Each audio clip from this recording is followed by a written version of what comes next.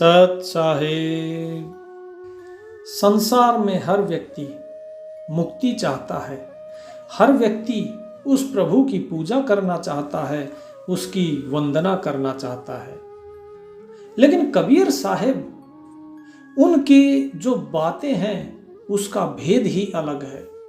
जब वो प्रवचन करते तो लोग प्रश्न पूछते कि प्रभु हम किसे भजें, प्रभु हम किसकी पूजा करें। तो साहेब कहते कि उसकी। बोले उसकी किसकी? आप उसका बताइए तो सही, उसका क्या रूप है, क्या रंग है, क्या कुल है, क्या जात है, कहाँ रहता है वो प्रभु, कैसा दिखता है वो प्रभु। क्योंकि जब तक हमें पता ही नहीं चलेगा उसका, तो हम कैसे उसकी पूजा करेंगे, कैसे प्रार्थना करेंगे, कैसे वंदना करेंगे प्रभु की, और कैसे हम मुक्ति को प्राप्त कर पाएंगे। तो कबीर साहब कहते हैं, बरनऊ कौन रूप ओ रेखा, दूसर कौन आही जो देखा, ओ ओंकार आदि नहीं बेदा, ताकर कहूं कवन कुल भेदा। कि भाई वर्णन कैसे करूं, किसका करूं? उसका ना कोई रूप है, ना ही उसकी कोई सीमा है, कोई आकार नहीं है, कोई रेखा नहीं है, और कोई दूसरा है भी नहीं जिसने उसे देखा हो। क्योंकि देखता तो वो है। जैसे हम किसी चीज को देखते हैं तो तभी देखते हैं जब देखने वाला और जो दिखाई देने वाली चीज है दोनों अलग अलग हो। लेकिन जब ये सृष्टि बनी तो केवल परमात्मा ही था, तो उसे देखने वाला कोई था ही नहीं। वो जो ओंकार है, आदि नहीं वेदा, वो जो वेद लिखे गए हैं उनमें जो ओंकार लिखा गया है वो नहीं है, वो तो उससे भी पहले का है। तो बताइए उसके कुल का भेद भला कौन बताएगा? नहीं तारागण नहीं रविचंदा, नहीं कुछ होत पिता के बंदा, नहीं जल नहीं थल नहीं थिर पौना, को धरे नाम हुकुम को बरना। कि भाई उस समय तो ना ये तारे थे, ना चांद था, ना सूरज थे, ना ही पिता थे, और ना ही पिता का जो है कोई पुत्र था। तो जरा बताओ फिर कैसे बताया जाए कि वो प्रभु जो है वो कैसा है, वो कौन है? कौन इसकी गति जान सकता है? क्योंकि हम जब किसी चीज के बारे में जानते हैं तभी तो बता सकते हैं। लेकिन जो प्रभु स्वयं अकेला ही था, उसके अलावा कोई था ही नहीं, तो बताएगा उसके बारे में कौन? तो अपने बारे में स्वयं परमात्मा ही बता सकता है। नहीं कुछ होत दिवस अरुराती, ताकर कहो कवन कुल जाती। वहां पर ना दिन है ना रात है, तो बताओ कैसे उसके कुल की बात कहूं? और ना ही वहां पर जल है, ना थल है, ना पवन है, ना धरती है। वहां ये सब नहीं है जिसकी तुम बात पूछ रहे हो, वो इन सब से परे है।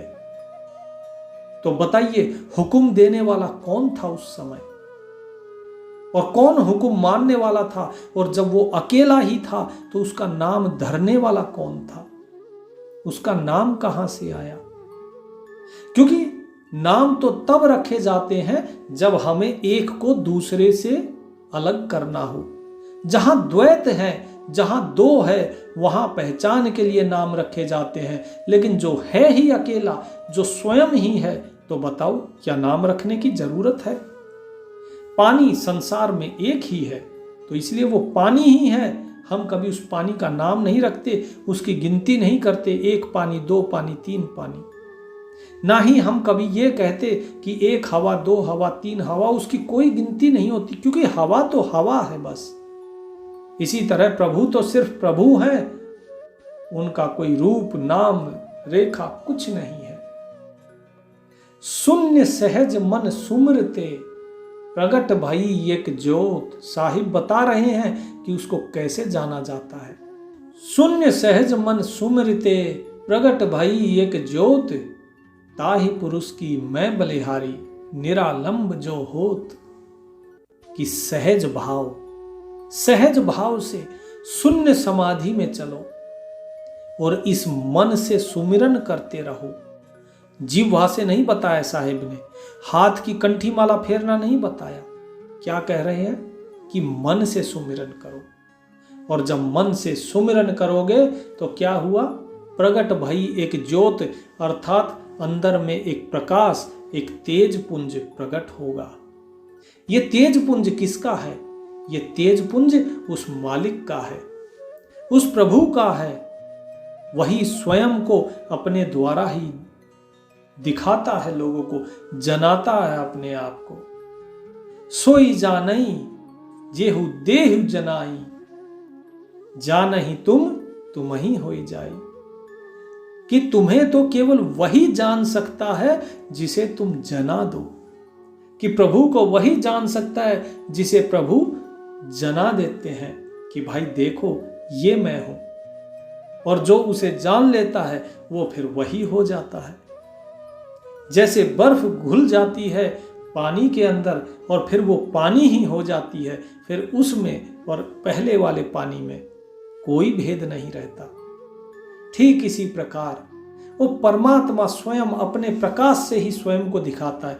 क्या सूर्य को देखने के लिए दीपक की जरूरत होती है? नहीं ना। जो स्वयं प्रकाशमान है वो अपने प्रकाश से स्वयं ही आपको दिखाता है कि मैं सूर्य हूं। इसी तरह प्रभु को किसी और प्रकाश से और माध्यम से नहीं जाना जा सकता, उसे तो केवल उसी के माध्यम से जाना जा सकता है। और उसके माध्यम से यदि जानना है तो उसके प्रेम में रहो। जिसका प्रेम होगा उसके प्रति वो केवल उसे ही दिखता है। कर्म प्रधान विश्व रचि राखा, जो जस करई तसई फल चाखा। ये संसार कर्म प्रधान है, ये धर्म प्रधान, ज्ञान प्रधान, भक्ति प्रधान नहीं कहा, ये कर्म प्रधान है। क्योंकि कोई भी कर्म आप करेंगे वो कर्म में ही गिना जाता है, आप कुछ भी कीजिए।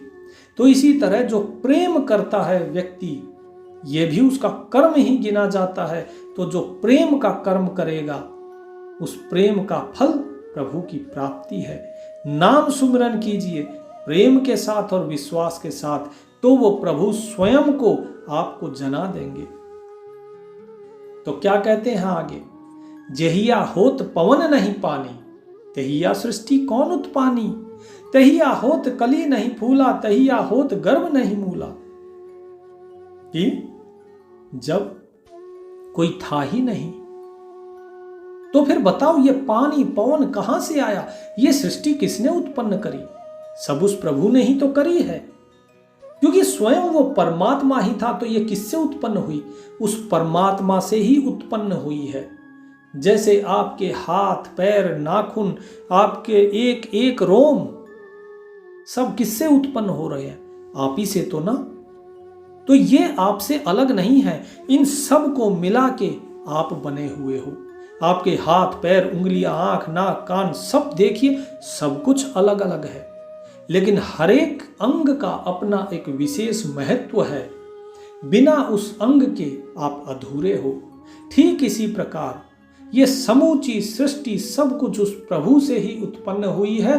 बिना इस सृष्टि के प्रभु भी अधूरे हैं, क्योंकि ये सब कुछ वही तो है। ये उनसे अलग नहीं है। आपकी उंगली क्या आपसे अलग है? नहीं। आपका हाथ, आपके पैर, ये आपसे अलग नहीं है। यदि इनमें से कोई एक कट जाए तो आप अधूरे हो। इसी प्रकार प्रभु स्वयं ही इस पूरी सृष्टि के अंदर विराजमान है। वो स्वयं ही सृष्टि है, स्वयं ही ईश्वर है, स्वयं ही आप हो। तो आपसे अलग नहीं प्रभु, वो आपके अंदर भी है और आप उनके अंदर हो। तो यही चीज बता रहे हैं, तहिया होत कली नहीं फूला, तहिया होत गर्भ नहीं मूला। कि पहले ना कली थी, ना फूल था, ना गर्भ और ना ही कोई जड़ थी। तो बताओ ये सृष्टि कहां से आ गई? तहिया होत न विद्या वेदा, तहिया होत शब्द नहीं खेदा। तहिया होत पिंड नहीं बासु, ना घर धरन गगन आकाशु। कि भाई पहले ना तो ये विद्या थी, जिस ज्ञान को आप आज पढ़ के कहते हो कि ये वेद मैंने पढ़े, मैं ज्ञानी हूं, ये ज्ञान पहले तो नहीं था।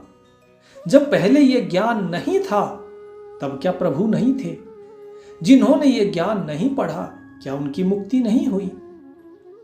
पहले जिस शब्द, नाद और बिंद के अंदर लोग आज फंसे हुए हैं, क्या पहले ये शब्द भी नहीं थे जो आज बोले जाते हैं? ये मंत्र उच्चारण भी नहीं थे? तो बताइए, क्या तब पार नहीं होते थे व्यक्ति? तो प्रभु किसके भूखे हैं? प्रभु तो भाव के भूखे हैं। ये शब्द से सब कुछ उत्पन्न हुआ है, लेकिन ये शब्द कहां से आया? शब्द ने उत्पन्न जरूर किया, लेकिन ये शब्द भी कहीं से उत्पन्न हुआ है, वो परमात्मा ही है। वो परमात्मा ही स्वयं शब्द बना है और वहां से फिर ये सारी सृष्टि आगे बनी है। क्योंकि ऐसा नहीं है पहले कोई पिंड हो, कोई ब्रह्मांड हो, क्योंकि पहले ना धरती थी, ना आकाश था, न जल, न वायु, कुछ भी नहीं था। और जब ये सब कुछ नहीं था तो जाहिर सी बात है कि किसी भी जीव के होने का तो प्रश्न ही नहीं उठता। उस समय ना कोई समझाने वाला गुरु और ना ही कोई ज्ञान ग्रहण करने वाला कोई चेला था। गम्य अगम्य न पंथ दुहेला, वो ज्ञान अज्ञान इनसे परे जो वो पंथ है वो अलग ही है। वो पंथ अलहदा है, दूसरा है। ये नहीं है जिस संसार के पंथ को आप सोच रहे हो। पंथ माने रास्ता। ये संसार के जो पंथ हैं, इन पंथों से उसे नहीं पाया जा सकता। उसको पाने का जो पंथ है, जो रास्ता है, वो अलग ही है। तो बताओ मैं उसके बारे में क्या कहूं? मैं उसे निर्गुण कहूं कि सगुण कहूं? मैं तो उसे निर्गुण भी नहीं कह सकता और मैं उसे सगुण भी नहीं कह सकता, क्योंकि वो इन दोनों से ही परे है। क्योंकि पहले ना गुण था ना अवगुण था। अवगत की गति क्या कहूं, जाके गांव न ठाव, गुण विहीना पेखना, क्या कही लीजे नाव। क्यों उस अवगत की गति कैसे बताऊं मैं? जिसकी गति जानी नहीं जा सकती, उसकी गति मैं कैसे बताऊं? क्योंकि उसका ना तो कोई गांव है, ना कोई रहने का स्थान है, ना ही गुण है और ना ही वो गुण विहीन है। तो बताइए मैं क्या नाम लेकर उसे पुकारूं? क्योंकि वो तो नाम रूप इन सब से परे है। तो कहने का अर्थ ये है कि प्रभु निर्गुण सरगुण से परे गुणातीत है।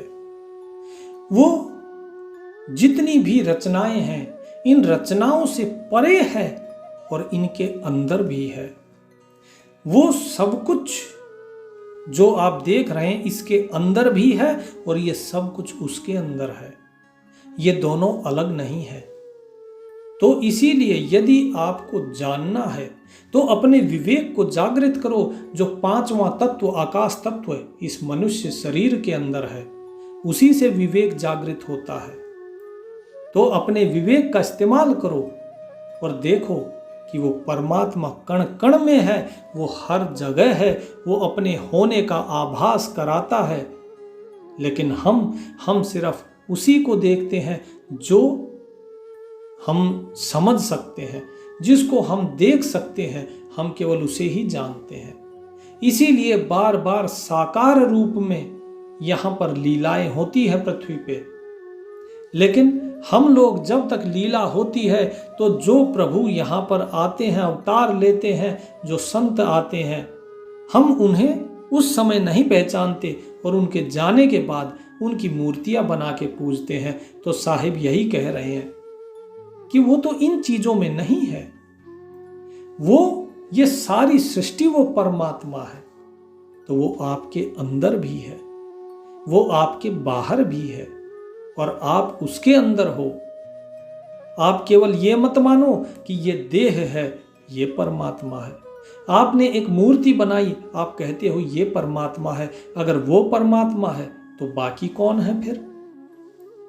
इसी प्रकार कुछ लोग कहते हैं ब्रह्मा, कुछ कहते हैं विष्णु, कुछ शिव भक्त हैं, लेकिन वो दूसरों की उपेक्षा करते हैं। ऐसा नहीं होना चाहिए, क्योंकि जब सब कुछ परमात्मा है तो फिर आप दूसरे की उपेक्षा कैसे कर सकते हैं?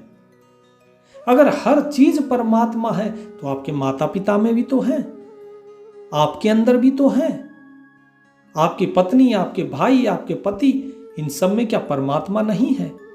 वो हर जगह अपने होने का आभास कराता है, लेकिन हम उस चीज को समझ नहीं पाते। क्यों? हमारे अहंकार के कारण।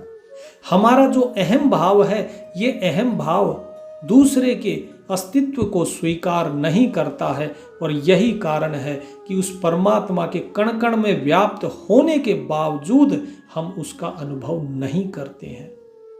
जब तक उस प्रभु से प्रेम नहीं करोगे, जब तक उसकी लीलाओं को नहीं समझोगे, तो प्रेम नहीं होगा। प्रेम नहीं करोगे उससे तो विश्वास नहीं होगा, और जब विश्वास नहीं होगा तो आपका नाम जाप व्यर्थ हो जाएगा। इसलिए नाम की बड़ी महिमा है।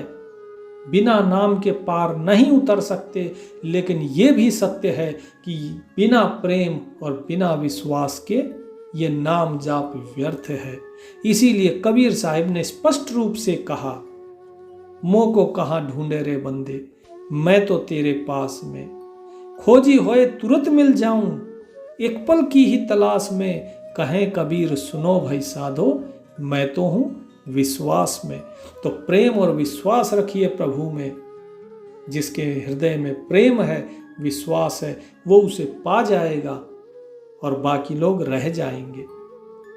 धीरे धीरे प्रलय का समय नजदीक आता जा रहा है, तो जितना जल्दी हो सके स्वयं को संभालिए, प्रभु के नाम में लगिए, सुमिरन में लगिए और जीवन का कल्याण कीजिए। सत साहिब।